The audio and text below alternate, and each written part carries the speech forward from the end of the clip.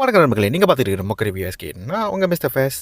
Director பெப்பின் ஜார்ஜோட இயக்கத்தில் புதுமுகங்களான ரூபா, Narendra Prasad and Geetha Kailasam நடித்து ஒரு ஹாரர் சூப்பர் நேச்சுரல் படமாக வெளியிருக்க படம் தான் யமகாதகி. ஸோ இந்த படம் பார்க்கணும்னு நினைக்கிறேன். கண்டிப்பாக ஓடியில் போய் பாருங்கள். இந்த படம் எப்படிப்பட்ட படமாக வந்திருக்கு, இது என்ன மாதிரி படமாக அமைஞ்சிருக்குங்கிறத முழுசாக பார்த்துக்கலாம். அப்புறம் என்ன ஆரம்பிக்கலாமா? தேங்க்யூ. இதை வந்துடுறேன். மறக்காம சர்ப்ரைஸ் பண்ணுங்க. படத்தோட கான்செப்டே ஒரு இன்ட்ரெஸ்டிங்கான கான்செப்ட் தான். ஸோ அந்த கான்செப்டை வச்சு என்னென்னா செய்ய முடியுமோ, என்ன மாதிரி ஹாரர் ட்ரீட்மெண்ட் கொடுக்க முடியுமோ அதை நல்லாவே கொடுத்துருக்காங்க.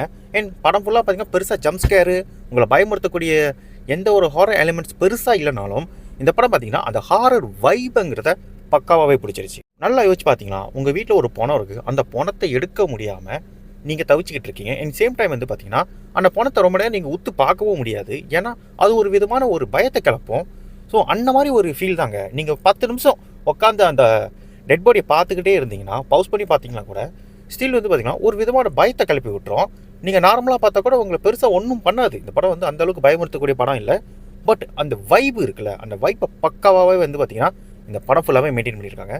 அதே போல் இந்த படத்தோட கதையும் பார்த்திங்கன்னா இந்த வைப்புக்கு ஏற்ற மாதிரி பக்காவான ஒரு பெருமை சேர்ப்பேன். ஒரு சின்ன பட்ஜெட் படம் தாங்க, ரொம்ப சின்ன பட்ஜெட் படம் தான். ஒரு சிம்பிளான லைன் எடுத்துக்கிட்டு அதை பக்காவாக ஸ்க்ரீன் ப்ளே பண்ணியிருக்காங்க. ஏன் அந்த வகையில் பார்த்திங்கன்னா லைன், இந்த படத்தோட ஒன்லைனுங்கிறது கண்டிப்பாக ட்ரெயிலரில் எல்லோரும் பார்த்துருப்பீங்க. ஸோ ஒரு பொண்ணு இறந்து அந்த பணத்தை எடுக்க முடியாமல் அந்த பணம் வந்து பார்த்திங்கன்னா என்னமோ ஒன்று அவங்கக்கிட்ட கன்வே பண்ண வருது. அது என்னங்கிறது அந்த படம், இந்த படத்தோட மொத்த கதையுமே. பட் இதுக்கு ஸ்க்ரீன் ப்ளே வந்து பார்த்திங்கன்னா ஃபஸ்ட்டு ½ அன் ஹவருங்கிறது ஒரு நார்மலான படமாக தான் போய்கிட்டு இருக்கும். பட் அந்த பொண்ணு இறந்ததுக்கப்புறம் பார்த்திங்கன்னா இந்த படம் வந்து பார்த்திங்கன்னா அடுத்த லெவலுக்கு போய்கிட்டே இருக்கும். ஸோ படத்தோட எண்டு வரைக்கும் பார்த்தீங்கன்னா இந்த பொண்ணுக்கு நடந்தது என்ன, அதுக்கு பின்னாடி இருக்கிற மிஸ்ட்ரி என்னங்கிறது தான் இந்த மொத்த படமுமே. என் ஸ்க்ரீன் ப்ளே பார்த்தீங்கன்னா ஒரு டீசெண்டான ஸ்க்ரீன் ப்ளே, ரொம்ப ஆவோன்னு எடுத்துட்டும் போல், அதே சமயத்தில் ரொம்ப ஸ்லோ பண்ணிட்டாங்க சொல்ல முடியாது. டீசெண்டாக ஒரு பக்காவான மீட்டரில் படம் ஃபுல்லாகவே நகர்த்திக்கிட்டு போயிருப்பாங்க. இந்த படத்தோட பெர்ஃபார்ம் பண்ண பொறுத்த வரைக்கும் கண்டிப்பாக மெயின் லீடான ரூபா அவங்க புதுமுகம் தான். பட் இந்த படத்துக்கு இந்த கேரக்டருக்கு அவங்க கம்ப்ளீட்டாக சூட்டாகவே இருக்காங்க. ஏன் அவங்க வந்து ஃபஸ்ட்டு ஆஃப்னா அவங்களோட ஸ்க்ரீன் ப்ரெசன்ஸ் தான் இருக்கட்டும். ஏன் படம் ஃபுல்லாக அதுக்கப்புறம் பார்த்திங்கன்னா அவங்களுக்கு எந்த விதமான டயலாக் எதுவுமே கிடையாது. அவங்க டெட் பாடியாக மட்டுமே நடிக்கணும், அது மட்டும் தான் அவங்களோட வேலை. பட் என்ன தான் அவங்க டெட் பாடியாக தான் அவங்களோட அந்த ஃபேஸ் ஸ்ட்ரக்சருங்கிறது அந்த ஹாரர் வைப்பை கொடுக்கறதுக்கு பக்காவே பொறுத்திருந்துச்சு. இந்த படத்தை மொத்தமாக தாங்கி பிடிக்கிறது யாருன்னு பார்த்தீங்கன்னா கண்டிப்பாக கீதா கைலாசம் பெர்ஃபார்மன்ஸ் தான். அவங்க ஒரு ஃபியூ சீன்ஸ் தாங்க, மொத்தமாக ஹோல்டு பண்ணுறதுக்கு ஒரு ஃபியூ சீன்ஸ் தான். பட் அவங்க வர எல்லா சீனும் பார்த்தீங்கன்னா உங்களை எமோஷனல் வாய்ஸ் வந்து பார்த்தீங்கன்னா நல்லாவே ஹோல்டு பண்ணியிருப்பாங்க. ஏன் அவங்க கொடுக்குற ரியாக்ஷனாக இருக்கட்டும், அந்த பொண்ணோட இறப்புக்கு அவங்க கொடுக்குற அந்த மனவலியை வந்து பக்காவாகவே ஸ்க்ரீனில் கொண்டு வந்திருப்பாங்க. என் கிளைமேக்ஸ்லாம் அல்டிமேட்டாக இருக்கும். அவங்க மடியில் அந்த பொண்ணு வந்து உழுவும்போது பார்த்தீங்கன்னா அந்த அவங்க கொடுக்குற ரியாக்ஷன், பெர்ஃபார்மன்ஸ், அந்த சீனை ட்ரீட் பண்ண விதமாகவே ரொம்பவே நல்லா இருந்துச்சு. அண்ட் இவங்களோட பெர்ஃபார்மன்ஸுக்கு இந்த படத்துக்கு மிகப்பெரிய பலம். அதை தாண்டி நிறைய பேர் நடிச்சிருக்காங்க, நிறைய பேர் தெரியாத நிறைய புதுமுகங்கள் இருக்காங்க.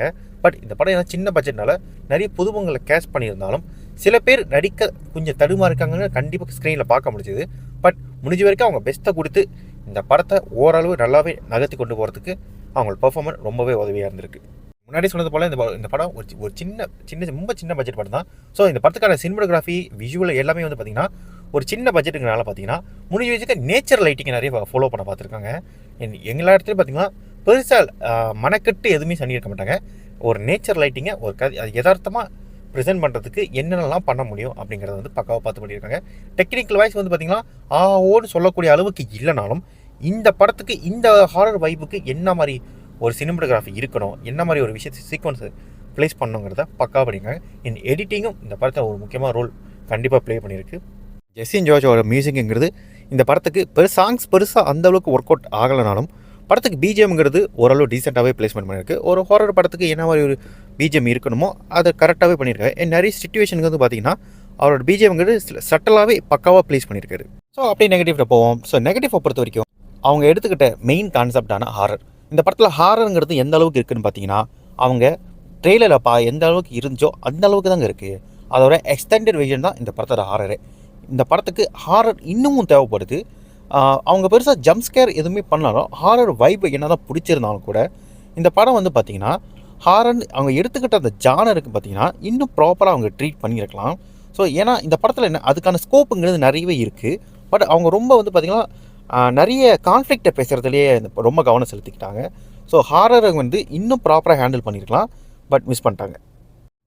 ஏன் அந்த ஹாரர் எலிமெண்ட்டுங்கிறது அந்த பொண்ணை வச்சு செய்யக்கூடிய எவ்வளவோ சீக்வன்ஸ் பொட்டென்ஷியல் இருந்தும் நிறைய இடங்களை பார்த்திங்கன்னா மிஸ் பண்ணி அவங்க ரொம்ப அசால்ட்டாக கடந்து போயிட்டாங்க. அதே போல் இந்த படத்தில் பார்த்திங்கன்னா சாங்ஸுங்கிறது அந்தளவுக்கு பெஸ்ட்டாக அமையவே இல்லை. அண்ட் முக்கியமாக இந்த சாங்ஸோட பிளேஸ்மெண்ட்டு இன்னுமே பெட்டராக பண்ணியிருக்கலாம். சில சாங்ஸ்லாம் வந்து பார்த்திங்கன்னா ரிமூவே பண்ணியிருக்கலாம். முக்கியமாக செகண்ட் ஹாஃபில் வரக்கூடிய ஹீரோக்கோ ஹீரோயினுக்கோ இருக்கக்கூடிய அந்த சாங்ஸ் வந்து தேவைப்படலை. கிட்டத்தட்ட அவங்களோட கதையை சொல்லணுன்னா மற்ற கதையை போல் இந்த கதையை நீங்கள் சொல்லி முடிச்சிருக்கலாம். பட் நீங்கள் வந்து பார்த்தீங்கன்னா சாங்ஸை வச்சு ஒரு கமர்ஷியல் எலிமெண்ட்டு கொடுக்கறதுக்காக அதை பண்ணியிருக்காங்க. பட் இந்த படத்துக்கு அது தேவைப்படலை. எனக்கு தெரிஞ்சு அது டேரெக்டாகவே போயிருக்கலாம். ஸோ அந்த படத்தை சாங்ஸை அவாய்ட் பண்ணியிருந்தாலும் இருக்கிறனால எந்த ஒரு புண்ணியமும் இல்லை. அது இல்லாமல் இருக்கிறது இஸ் பெட்டர் ஒன். கதை இன்னும் ரொம்ப ஈஸியாகவே நகர்த்தி கொண்டு போகக்கூடிய அளவுக்கு இருக்கக்கூடிய ஒரு மூவி தான் அது. ஏன்னா ஒரு சின்ன பட்ஜெட் படம் தாங்க. கண்ணு முன்னுக்கே எவிடன்ஸ் இருக்குது. அந்த எவிடன்ஸை வச்சுக்கிட்டு அந்த எவிடன்ஸை ப்ராப்பராக செக் பண்ணாமல் என்னமோ போய் ஒவ்வொருத்தனா க்ளூ கொடுக்க செக் பண்ணியிருக்கான். அந்த ஃபோனை ப்ராப்பராக திறந்து பார்த்தாலே 10 நிமிஷத்தில் படம் முடிஞ்சிருச்சுடா, எதுக்குடா இவ்வளோ டைம் இருக்கிறீங்க அப்படின்னு தான் தோணுச்சு. ஏன்னா அப்படி தாங்க இந்த சீன் ட்ரீட் பண்ணியிருக்கீங்க. ஒரு சீனில் வந்து பார்த்தீங்கன்னா ஒரு ஃபோன் கால் ரெக்கார்டிங்கை கேட்க முடியுமா? பட் அது யார் ஃபோன் பண்ணாங்க, எத்தனை மணிக்கு பேசுனாங்க, அதோட ட்ராக்கபிள் என்னங்கிறத கண்டுபிடிக்க முடியல. யாரா நீங்கள்? ஸோ கிட்டத்தட்ட அப்படி தான் ட்ரீட் பண்ணியிருக்கீங்க. ரொம்ப மெத்தனமாக கையாண்ட மாதிரி தான் இருந்துச்சு. இது பெரிய ட்விஸ்ட்டுன்னு இந்த ட்விஸ்ட்டு பெருசாக ஒர்க் ஆகும்னு நினச்சி வச்சுருப்பாங்க. பட் அது அந்தளவுக்கு பெருசாக ஒர்க் ஆகலை. ஓகே, இந்த படத்தோட கதைக்கு ஓகேன்னு வேணால் சொல்லலாம். பட் அந்த படத்தில் அந்த இடத்துக்குள்ளே ஒரு பெரிய ஓட்டம் இருக்குங்கிறது பச்சையாகவே தெரியும். அதே போல் இந்த படத்தில் நிறைய புதுமுகங்கள் இருக்காங்க. கிட்டத்தட்ட உங்களுக்கு ரொம்ப பரிச்சயமான முகம்னா கீதா கைலாசம். அவங்களோட ஆக்டிங் தான் உங்களுக்கு கொஞ்சம் பரிச்சயமாக இருக்கும்.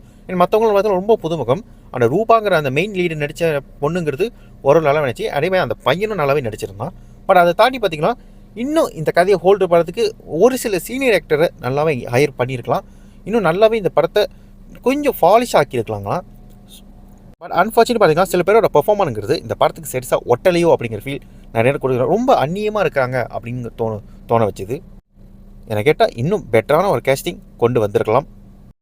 இந்த படத்தில் பார்த்திங்கன்னா ஒரு பர்டிகுலர் பாயிண்டில் வந்து பார்த்திங்கன்னா ஒரு மித்தை பேசியிருப்பாங்க.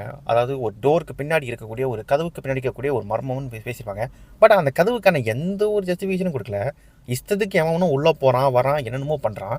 பட் அந்த டோருக்கு பின்னாடி இருக்கிற மித்து என்ன, அது ஏன் பேசுகிறாங்க, அதுக்கான ஜஸ்டிஃபிகேஷன் வந்து பார்த்திங்கன்னா ப்ராப்பராக கொடுக்கப்படவே இல்லை. அதனால் பார்த்திங்கன்னா இந்த படத்தோட கதைக்கோ கதாபாத்திரத்துக்கோ எந்த விதமான பாதிப்போ நல்லதோ கெட்டதோன்னு சொல்லிட்டு எதுவுமே நடக்கலை. ஸோ சும்மா ஜஸ்ட் லைக் தேட்னு கடந்து போயிட்டாங்க. அதுக்கு அது படத்துலேருந்து தூக்கியிருந்தா கூட இந்த படத்துக்கு எந்த விதமான பாதிப்பும் கிடையாது. ஏன்னா இவங்க எடுத்துக்கிட்ட கான்செப்ட்டுக்கோ கான்ஃப்ளிக்ட்டுக்கும் வந்து பார்த்திங்கன்னா இந்த மித்துங்கிறது எந்த ஒரு வகையிலையும் ஹெல்ப் பண்ணலை. கதையோட ஓட்டத்துக்கும் எந்த ஒரு வகையிலும் உதவியும் பண்ணலை. ஸோ பெட்டர் இதை அவாய்ட் பண்ணியிருக்கலாம். ஸோ மொத்தமாக இந்த படம் எப்படி இருக்குன்னு கேட்டிங்கன்னா, இந்த படம் ஒரு டீசெண்டான ஒரு கருத்து சொல்லக்கூடிய ஒரு ஹாரர் படம் தான். பட் கொஞ்சம் ஜெனுவன் அட்டெம்ப்ட் தான். சின்ன பட்ஜெட் சிம்பிளான ஒரு வலையை எடுத்துகிட்டு பக்காவாக டெலிவரி பண்ணியிருக்காங்க. ஒரு சில குறைகள் இருக்குதா. பட் இந்த படம் வந்து பார்த்திங்கன்னா ஒரு நல்ல வைப்பு கொடுக்கப்பட படம். எந்த இடத்துலையும் உங்களை பெருசாக ஜம்ப்ஸ்கேர் பயம்லாம் முறுத்தாது.